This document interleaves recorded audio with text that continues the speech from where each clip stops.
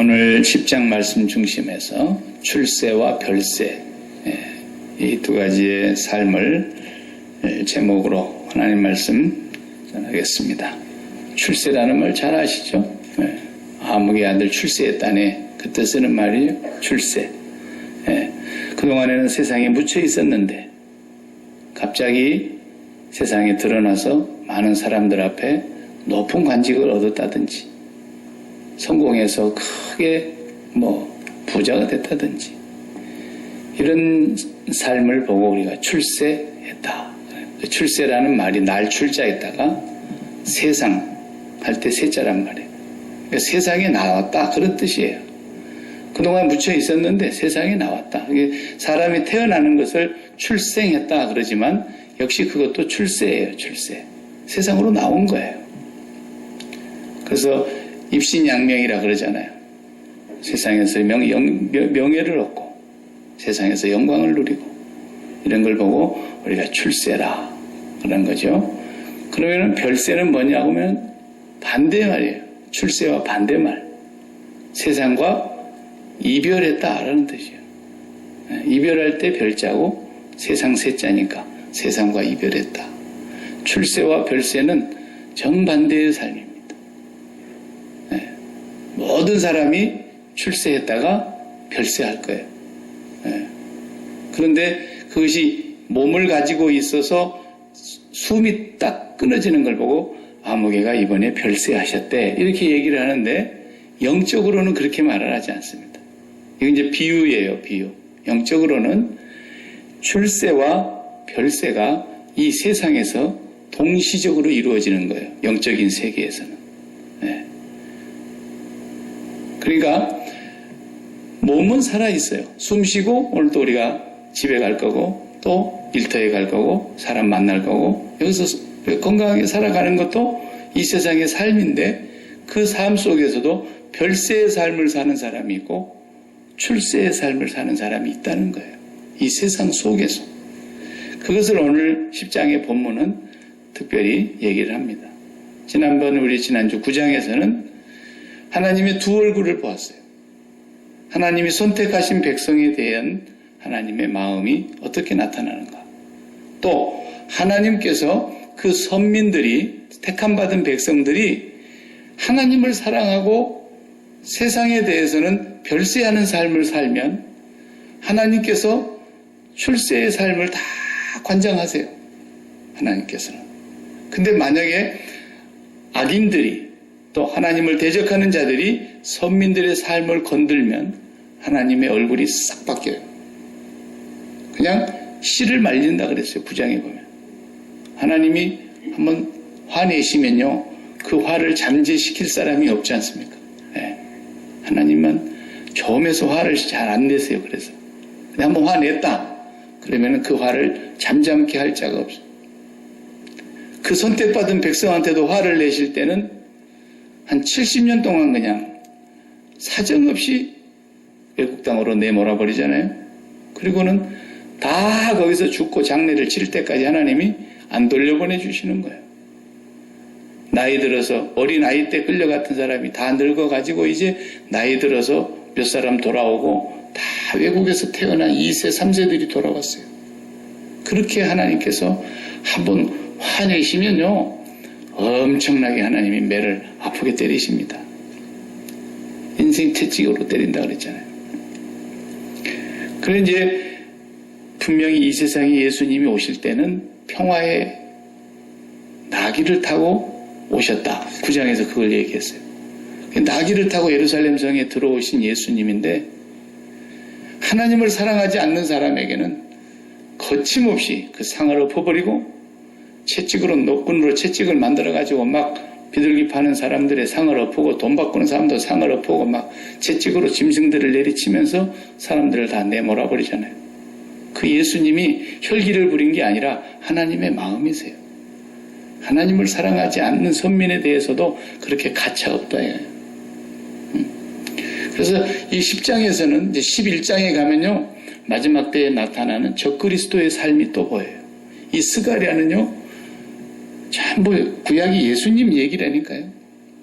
근데 11장에 가서 이제 적그리스도가 나타나는 모습이 보이는데 지금 우리가 살아가고 있는 이 시대가 적그리스도와 함께 살아가고 있어요. 사실은 적그리스도가 내가 적그리스도라고 드러내지 않고 있어서 그렇지 이미 적그리스도가 왔다 그랬잖아요. 주님이 세상에 왔다 그랬어요. 네. 이 속에서 우리가 항상 경고를 받고 있는 거예요. 베드로가 그랬지 않습니까? 근신하라, 깨어라. 너희의 대적 마귀가 뭐가 같다 그랬어요? 우는 사자. 슬퍼서 우는 사자가 아니에요. 새끼를 잃어버리거나 굶주려서 표호하는 사자란 말이에요. 자기의 밥벌이를 이제 양식을 찾으려고 동물들 슬슬 어스렁어스렁 다니면서 숨어 가지고 있다가 사정거리 안에 들어오면 사정없이 낚아채는 그 사자를 비유해서 마귀라고 그랬어요. 마귀를 표현하는데 그렇게 표현했다니까. 우리도 그렇게 노출되어서 공격을 받을 수 있는 그런 상황 속에서 우리가 지금 살아가고 있는 거예요. 이 속에서 어떤 사람이 되어야 되느냐. 오늘 10장에서는 그 얘기를 하고 계십니다. 출세의 삶을 사는 거냐, 별세의 삶을 사는 거냐. 네. 출세의 삶이라는 것은 마음이 세상에게 붙은 것을 얘기하는 거예요. 세상으로 가는 거예요. 왜 성경에 보면은 마음을 하나님께로 보내라 그러느냐 하면 이 사람의 마음은 작용이 어떻게 되게 되어 있냐면 꼭 자기가 사랑하는 대로 가게 되어 있어요. 네, 마음 신기합니다. 네. 마음이 가서 붙는 데가 있다니까요. 자석같이. 원수한테 가서도 마음이 붙어요. 왜 원수한테 마음이 붙는지 아세요? 원수를 사랑하지 않는데 왜 붙겠어요? 그 원수가 내가 진짜로 사랑하는 것을 도적질해가고 빼앗기게 만들고 해코지를 했기 때문에 그런 거예요. 우리 집 앞에 날마다 와서 누가 쓰레기를 치워주고 마당을 깨끗이 쓸어주고 하는 그런 사람을 누가 원수로 삼나요? 우리 집에 진짜 중요한 것을 도적질해가거나 내 인생에서 가장 소중하다고 생각했던 것들을 빼앗아가는 거예요. 빼앗아가. 그런 사람이 원수라요, 원수. 내가 사랑하는 것을 빼앗아가니까. 이것을 우리가 기억해야 돼요. 네. 그래서 여러분과 제가 사랑하고 있는 것이 어디인가 그것에 따라서 출세의 삶을 살고 있느냐 별세의 삶을 살고 있느냐의 이 경계선에 우리가 항상 놓여 있다는 걸 알아야 됩니다. 이 경계선에는 항상 뭐가 있냐면요 십자가라는 게 있어요. 그 십자가를 통과해서 별세의 삶으로 넘어갈 수도 있고 십자가를 무시해버리고 출세의 삶으로 다시 돌아와 버릴 수도 있고 그러는 거예요. 이 세상으로 나가는 것이 출세라니까요. 이 세상에 마음을 붙이는 것이 출세라는 거예요. 그래서 우리가 그 십자가를 기점으로 해서 그 경계선에서 잠시라도 방심하면 우리 마음이 세상으로 나가버립니다. 예수님의 제자들, 동생들이 그랬잖아요. 형님 보고, 자기 형님 예수 보고 그랬어요. 세상에 드러내고 싶으면 좀 나가시라고. 예루살렘에도 올라가시고. 예? 자기를 드러내고 싶어 하는 사람이 어떻게 숨어 삽니까? 이렇게 얘기하잖아요. 동생들도 예수님을 잘 모르니까. 예. 예수님은 세상에 자기를 드러내려고 오신 것이 아니잖아요.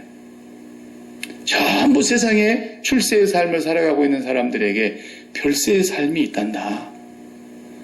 거기 아버지를 보여주시려고 오신 거 아닙니까?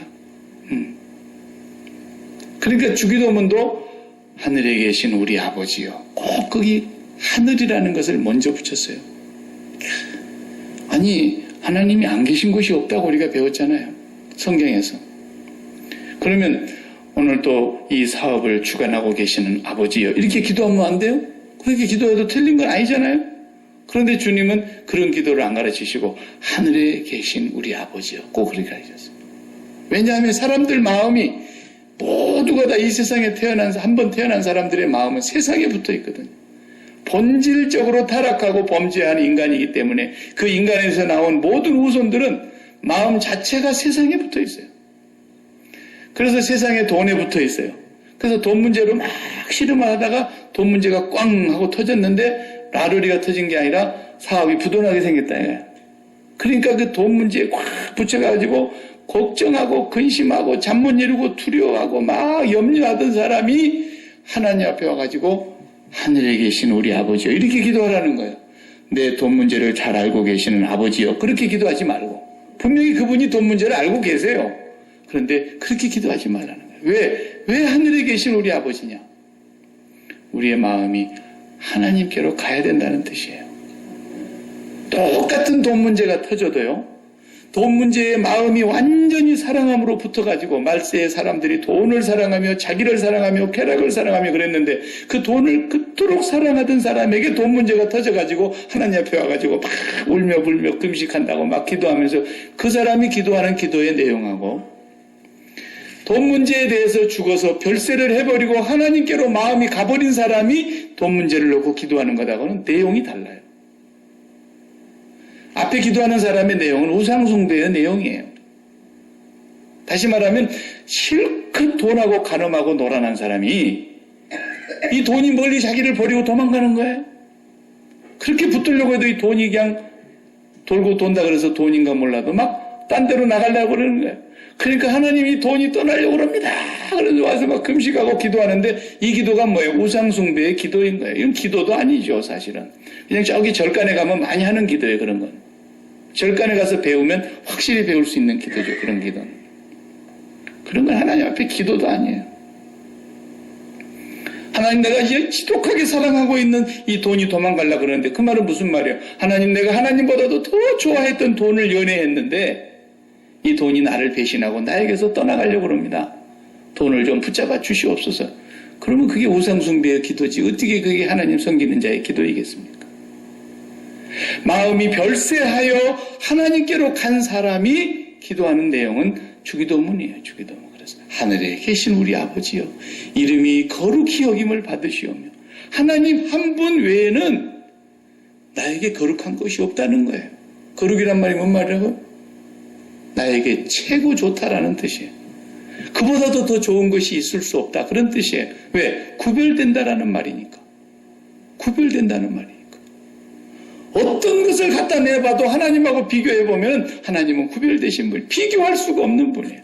너무 크고 광대하셔서 너무 선하시고 너무너무 사랑이 무궁하셔서 하나님하고 어디를 비교하겠냐는 거예요. 그 하나님이 나에게 최고로 거룩하신 분이 되기를 바랍니다. 마음이 하나님께 가는 기도를 먼저 하는 거란 말이에요. 이게 별세의 삶인데 이 별세의 삶으로 넘어가게 해주는 그 관문이 십자가라니까. 그 십자가는 바로 내 십자가예요. 다 자기 십자가를 지고 주님 따르라 그랬죠? 그러니까 각각의 자기 십자가가 있는 줄 아는데 오해하지 마세요. 그런 거 아니에요.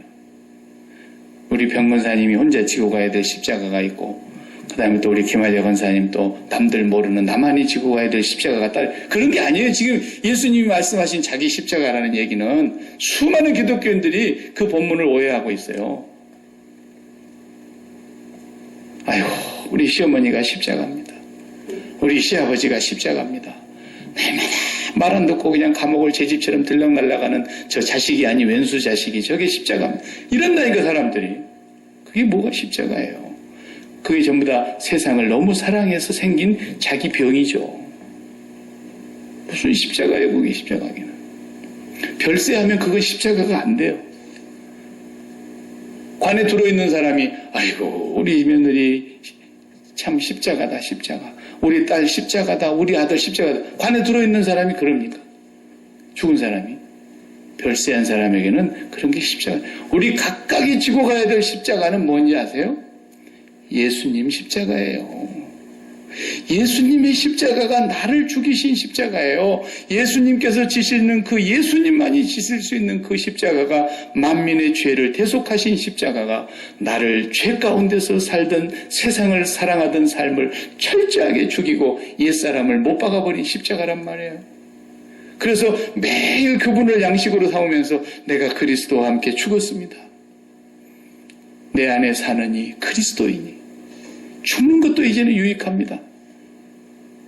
그러기 전에는 아니요 나 죽으면 안 돼요. 내 죽으면 안 돼요. 내 망하면 안 돼요. 이렇게 난리를 쳤던 사람이었는데 이제 내 안에 그리스도가 들어오니까 죽는 것도 유익하고 살아도 주를 위하여 살고 죽어도 주를 위하여 죽나니 사나 죽으나 내가 이제는 주님의 것이군요. 예, 내가 질 수 없는 그 십자가를 대신해서 져주셨는데 주님의 죽음이 바로 나의 죽음이었습니다.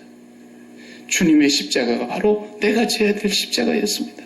나는 그리스도와 함께 죽었습니다. 그걸 날마다 양식으로 먹고 걸어오라는 것이 그게 자기 십자가예요.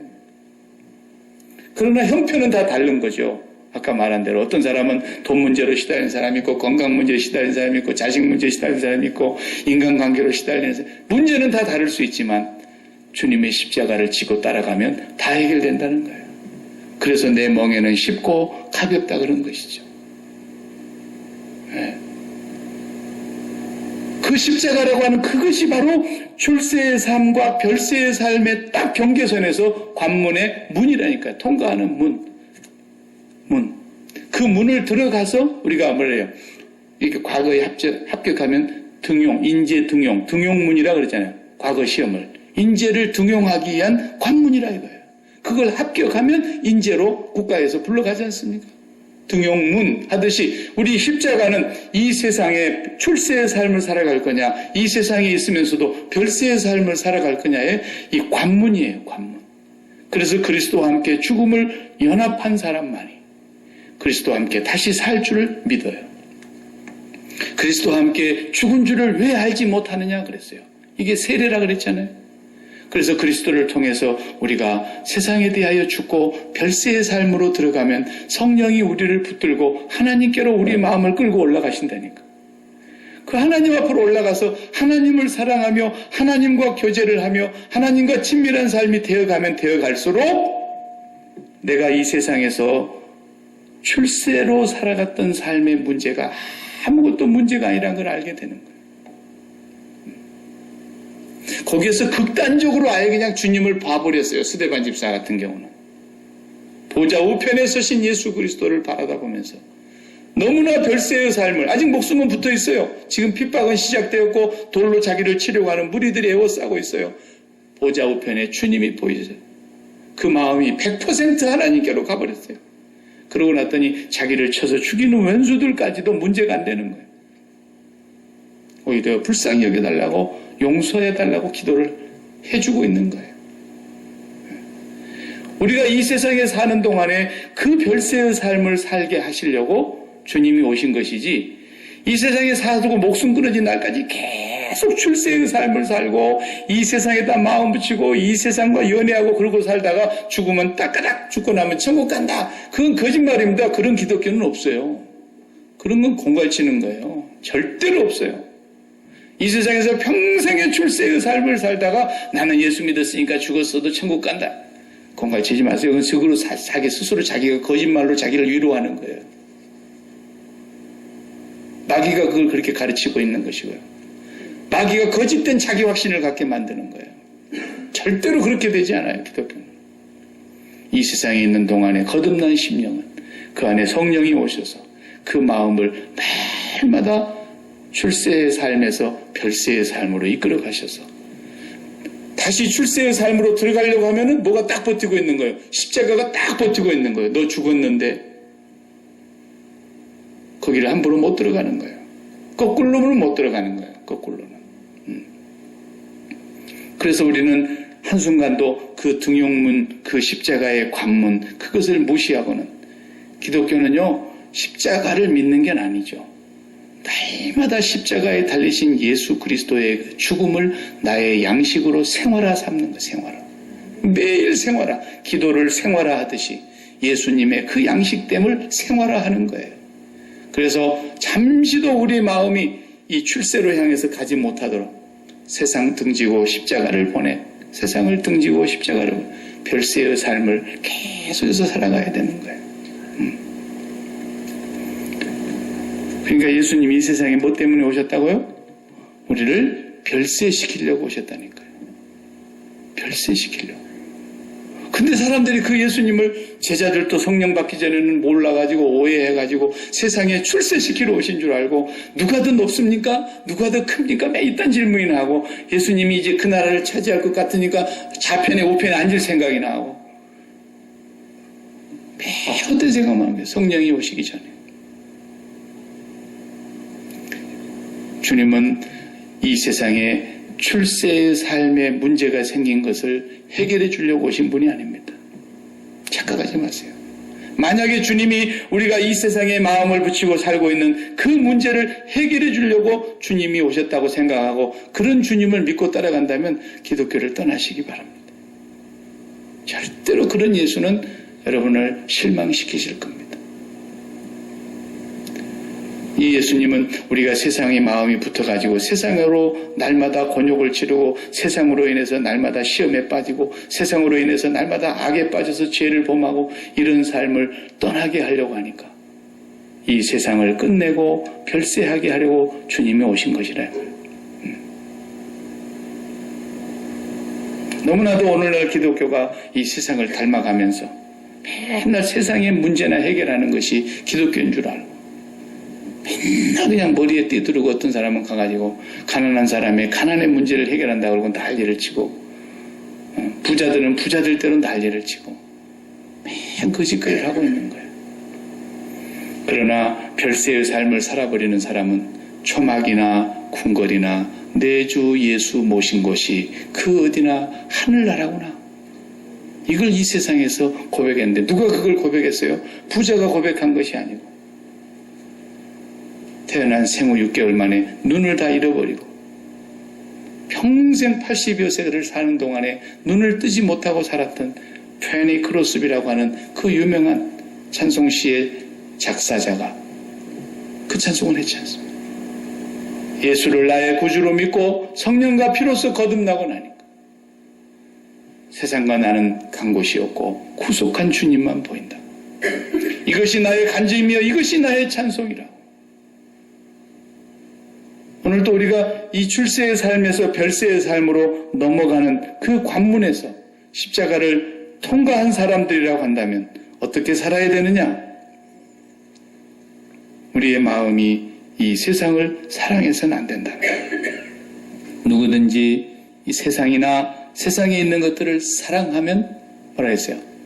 아버지의 사랑이 그 속에 있지 아니하니 세상에 있는 모든 것이 육신의 정욕과 안목의 정욕과 이생의 자랑입니다. 아버지께로 쫓아온 것이 아니라 다 이 세상으로부터 쫓아온 것이고 누구든지 이 세상을 사랑하는 자는 결국은 멸망의 길로 가게 되어 있다. 네. 그러니까 우리가 마음이 계속 가는 것은 거기를 사랑한다는 뜻입니다. 그죠? 네. 뭐에 마음이 갑니까? 네. 어떤 사람은 주식 사놓고 맨날 컴퓨터 켜놓고 주식만 들여다보는 거예요. 미치겠네. 당연하지. 돈을 그렇게 살아가고 있는데 주식이 막 올라갔다 내렸다 그러다가 또 그 회사 사장이 뻘짓거리나 해가지고 정근당 사장님 마냥 자기 운전기사를 그렇게 막 개같이 부려먹고 그렇게 사람 취급도 안 하고 그러니까 그 기사들이 다 그만두고 나가가지고 우리 사장님이 세상에 나를 이렇게 인격을 못 오가고 그 녹음해갖고 다 갖다 방송국에 갖다 줘가지고 얼마나 창피를 샀습니까? 정근당 주식 산 사람은 그냥 주식이 똥값이 돼가지고 또 그 주식 쓰다 보면서 열받아가지고 마음이 사랑하는 대로 가게 돼 있다니까요. 그것이 돈입니까? 그것이 자식입니까? 그것이 어떻게 건강에 대한 문제입니까? 그것이 뭡니까 도대체? 우리가 그것을 다 버려도요. 그걸 십자가에 다 못 박아버리고요. 거기서 마음을 냉정하게 끊어도요. 누가 책임진다고요? 하나님이 책임진다니까요. 아브라함이 자기 아내를 포기했어요. 아예. 내가 살고 봐야지 나는 당신을 아내라고 말 못하겠어요. 누가 달라고 하면 난 줄 수밖에 없으니까 그리 아쉬워. 포기한 거예요. 그런 시시콜콜한 남자이 어디 있어요. 포기했는데 그걸 손대는 자는 하나님이 가만 놔두시질 않아요. 내가 버렸어도 내가 십자가에 못 박았어도 하나님이 필요한 것은 건들면 하나님이 가만 안 놔둔다는 게 그게 두 얼굴이 하나님이라고.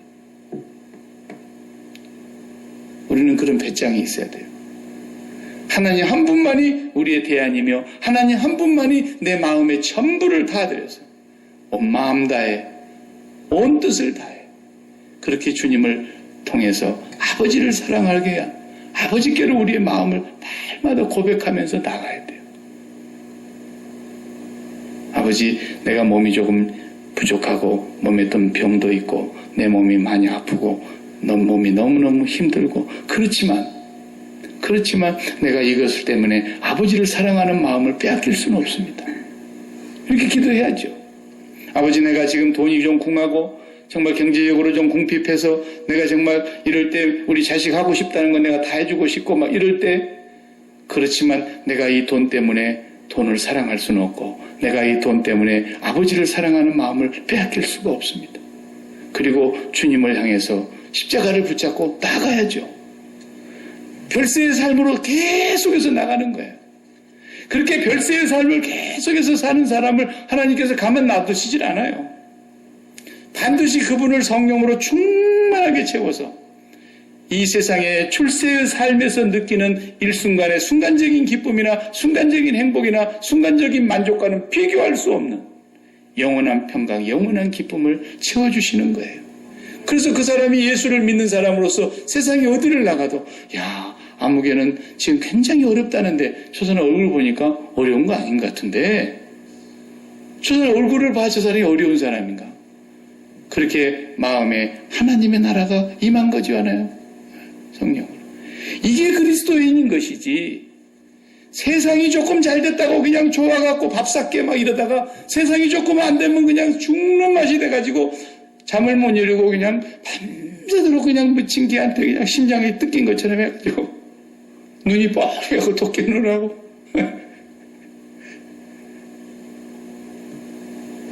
우리가 정말 하나님 앞에 기도를 다시 해야 될 것 같아요. 제가 여러분에게 부탁드린 것은요, 다른 기도는 하지 말았으면 좋겠어요. 주기도문 하나만 해야 돼요. 주기도문. 그래서 내가 주기도문을 다시 강의를 또 좀 해야 될 것 같아요. 주기도문 하나만 하세요. 저는 새벽 기도에 제가 기도를 많이 하는 것 같죠? 주기도문만 해요. 새벽 기도 내내 저는 주기도문만 하다 갑니다. 주기도문을 다 하려고 해도 시간이 1시간이 모자라요. 주기도문만 해요. 그렇다고 막 주기도문을 그냥 주문하듯이 계속 외우고 있는 건 아니죠. 주기도문을 하나 깊이 묵상하면서 주기도문 하는 거예요. 그 기도가 모든 기도 위에 있는 거고 그 기도가 모든 기도를 다 포함하고 있는 거예요. 주님보다 기도 잘할 수 있는 사람 나와봐요. 주님이 가르쳐준 기도문보다 더 훌륭한 기도문 우리가 아무리 써서 해도 안 돼요. 주기도문 안에 다 들었어요. 하늘에 계신 우리 아버지부터 시작해서 나라와 근세와 영광이 아버지께 영원히 있사옵나이다. 그래서 오늘 본문은 참 재미나는 본문이에요. 보세요. 1절을 같이 봐봐요. 봄비가 올 때에 여호와 곧 구름을 일게 하시는 여호와께 비를 구하라. 1절이 이상하지 않습니까? 그냥 읽어보면은 봄비가 올 때에 봄비를 구하라. 이게 말이 됩니까? 말이 안 맞잖아요. 문법상에. 예. 예를 들어서 엘리야 선지자 때 3년 6개월 동안 가물어가지고 비 한 방울 안 오고 시내까지 다 말라버려가지고 일이 됐을 때 가물었을 때 비를 구하라. 이래야 말이 문장이 되는 건데 뭐라 그래요? 봄비가 올 때에 여호와 곧 구름을 일게 하시는 여호와께 비를 구하라. 그럼 무슨 말이에요? 더위가 올 때에 여름철이 올 때에 더위를 구하라. 뭐 그 말하고 똑같잖아요. 추운 겨울철이 될 때에 추운 날씨가 되기를 구하라. 뭐 이런 얘기 아니에요? 왜 이렇게 말씀하셨겠어요? 본래 봄비는요, 우리는 봄비가 이른비라 그러는데 팔레스틴 이스라엘 땅은 봄비가 늦은 비예요. 가을비가 이른비예요. 왜냐하면 거기는 가을에 씨를 뿌리거든요. 우리는 가을에 추수를 하는데 그 사람들은 가을에 씨를 뿌리는데 그때 이른비가 와야 돼요. 그리고 나서 겨울에 쭉 꽃피고 이렇게 자라가지고 봄이 되면은 이제 추수기가 가까워요.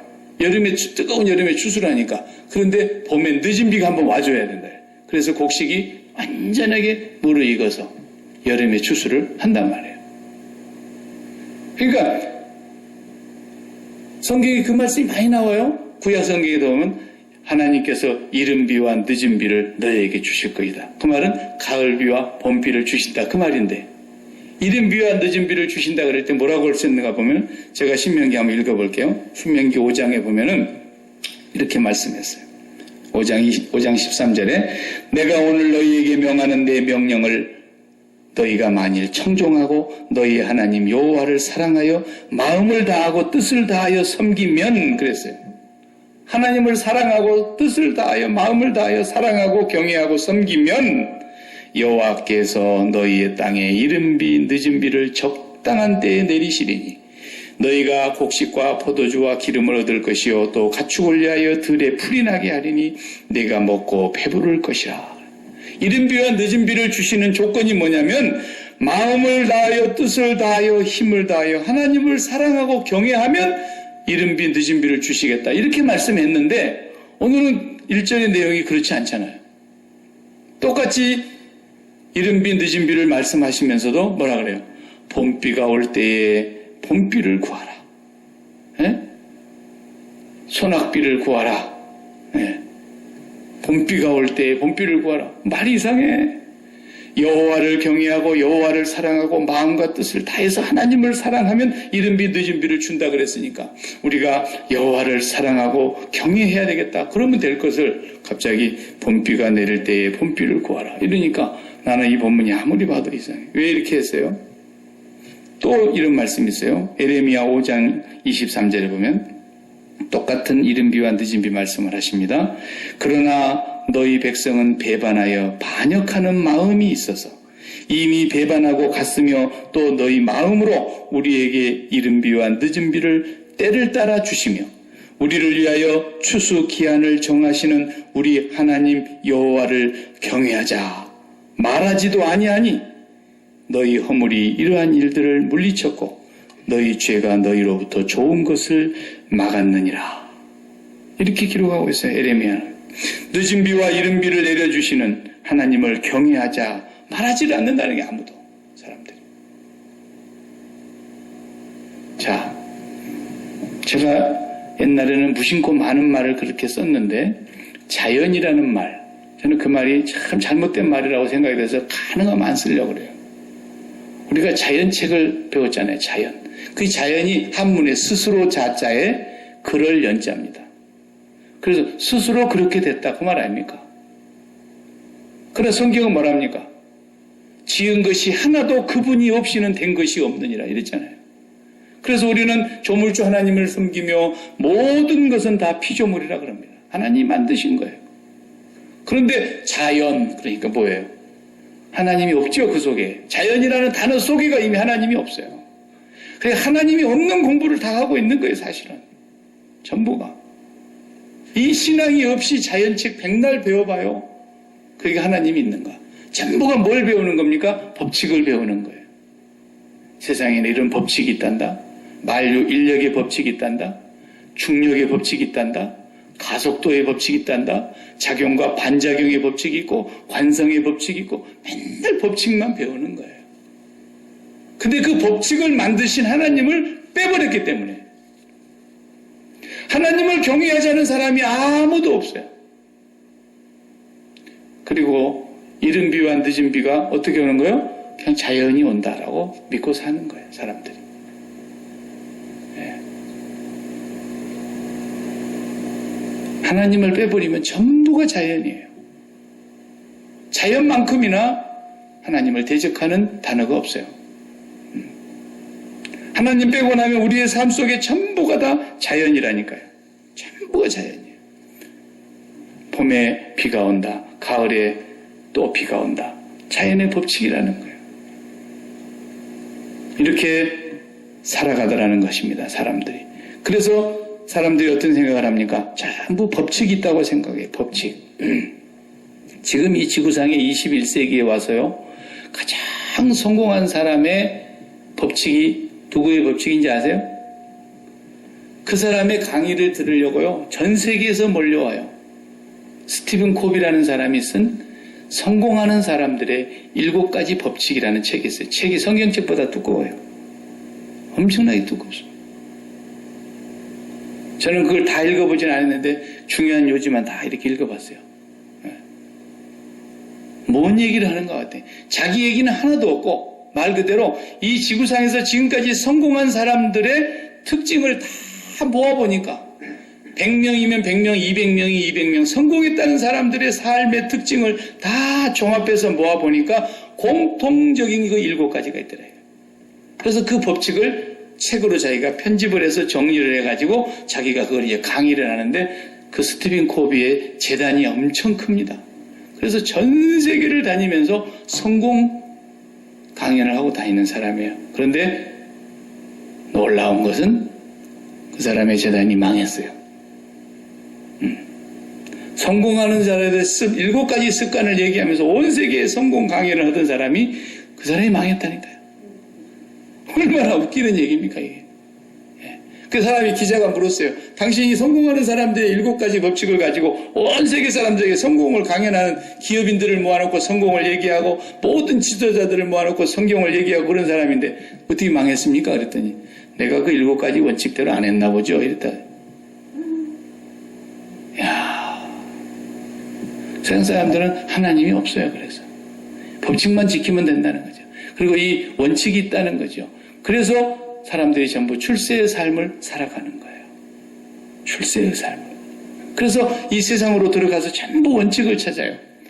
아무개가 우리 아이를 공부해가지고 어느 유명 대학에 수석 합격했다더라. 그러면 이제 9시 뉴스에 나오지 않겠습니까? 그러면 그 아이가 과외했습니까? 그러면 또 안 했다 그래요. 네. 책만 충실하게 공부했다 그래요. 학원도 한 번도 안 갔다 그러고요. 그럼 어떻게 해서 공부를 했습니까? EBS 방송만 들으면서 책에 충실했습니다. 이런다고요. 그럼 또 그 어머니가 또 출연해가지고 아이를 어떻게 가르쳤습니까? 그러니까 또 아이를 가르치는 그 법칙을 또 배워가지고 그걸 그렇게 해보려고 난리를 치고 그 법칙대로 학원이 또 생겨요. 네.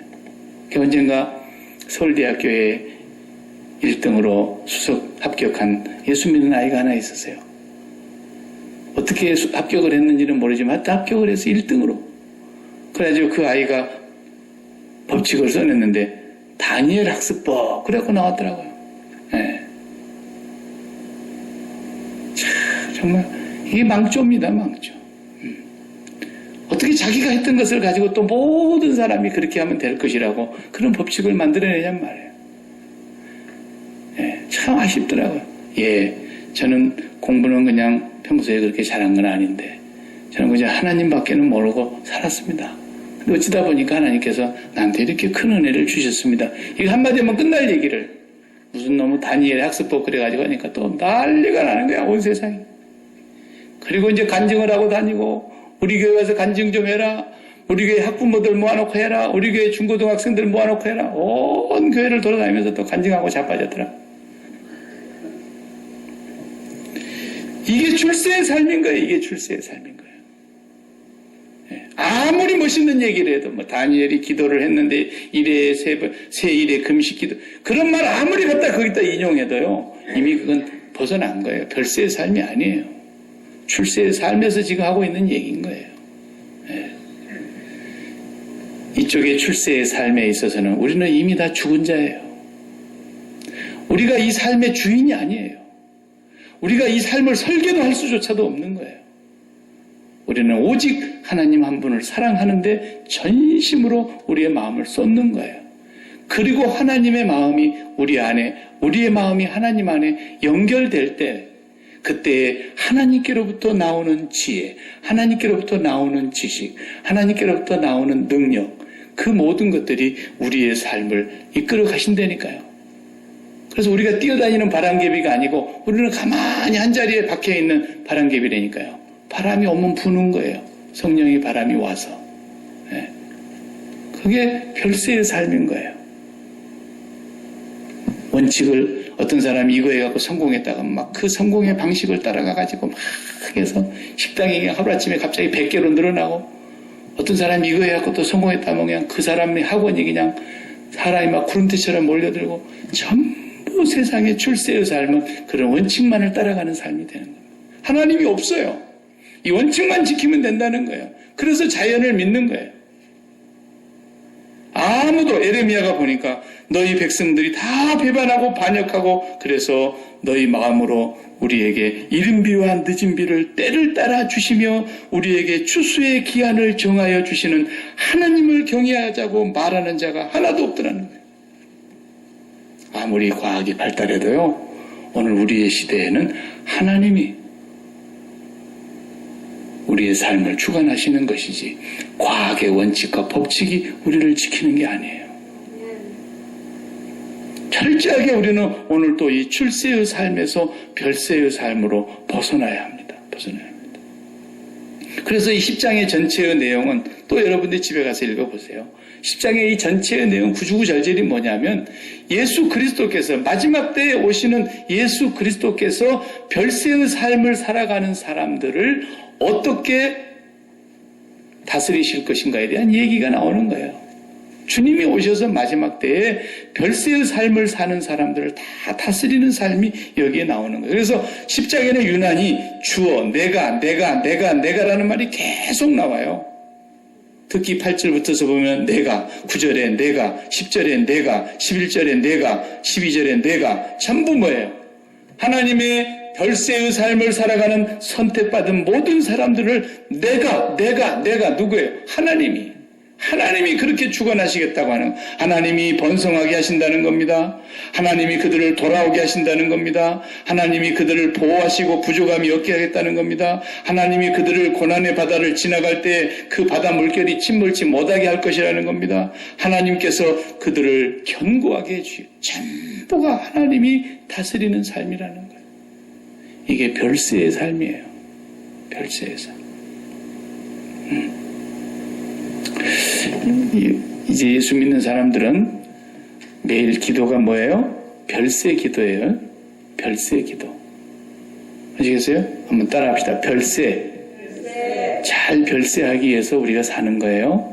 잘 별세하기 위해서. 끝까지 별세의 삶을 살다가 진짜로 우리의 목숨이 딸깍 하고 떨어지는 그 순간에 영원한 별세의 삶으로 우리가 들어가는 거예요. 그게 바로 연결이 되는 거예요. 그렇지 않고 계속 출세 이 세상으로 마음이 계속 향해서 나가던 사람이 말로는 예수 믿는다, 예수님 믿는다 맨날 그래도 마음이 계속 세상을 향해서 나가는 사람은 거짓말입니다. 거짓말입니다. 정말로 하나님을 사랑하는 사람, 그 사람은 별세의 삶을 살게 되어 있어요. 그러면 우리가 십자가에 못 박아버린 이 출세의 삶은 하나님이 내가 다 알아서 하겠다는 거예요. 내가 그의 나라와 그의 의를 구하라. 그리하면 이 모든 것을 내가 너희에게 더하시리라. 기도하십시오. 하나님 감사합니다. 오늘도 스가랴 선지자를 통하여 마지막 때에 오실 예수 그리스도께서 다스리는 나라를 우리에게 보여주고 계시는 이 메시지를 저희들이 다시 살펴봅니다. 우리는 이 세상에 태어났지만 하나님께서 이 세상에서 아버지의 나라로 우리를 인도해 가시는 거룩한 백성으로 우리를 구원해 주신 것을 감사합니다. 몸이 여기 있습니다. 그러나 마음도 여기에 머무르지 않게 하여 주옵소서. 날마다 우리의 마음이 아버지를 향하여 더 나아가야 할진데 세상에 붙들려서 나아가지 못하는 이 삶을 원통하게 여기고 한 맺힌 기도를 아버지께 드리게 하여 주시고 날마다 주기도문을 통하여 하늘에 계신 우리 아버지께로 마음이 올라가게 하여 주시옵시고 성령으로 말미암아 이 세상의 삶을 우리가 넘어설 수 있는 은혜를 부어 주시옵소서. 예수님의 이름으로 기도하옵나이다. 아멘.